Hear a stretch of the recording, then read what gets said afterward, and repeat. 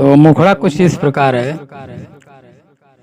रथ पे सवार मैया जी आवेली हमार मैया जी, आ बाघवा पहरुआ बनल बा संघवा में भैरो भैया जी, सभे जयकारा बोले ओ हो माई माई सुन कोई लरिया बोले, निम के पतैया डोल हैं।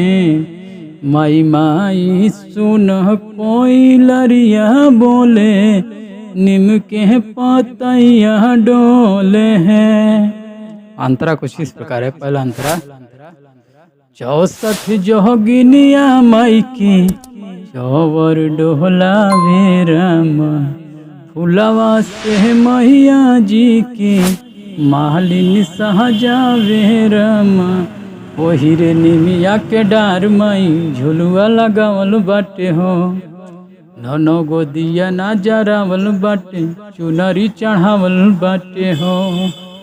माई की गीतिया होले ओ हो माई माई सुन कोई लरिया बोले, निम के पतैया डोल हैं। यही रहा पहला अंतरा। चलिए दूसरा अंतरा सुनाओ तनी। दूसरा अंतरा कुछ प्रकार का बा।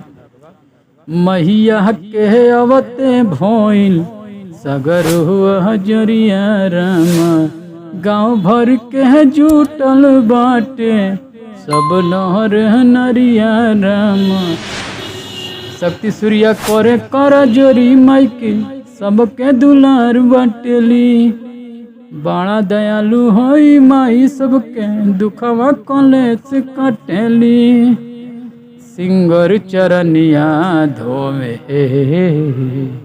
ओ हो माई माई सुन कोई लरिया बोले, निम के पतैया डोल है।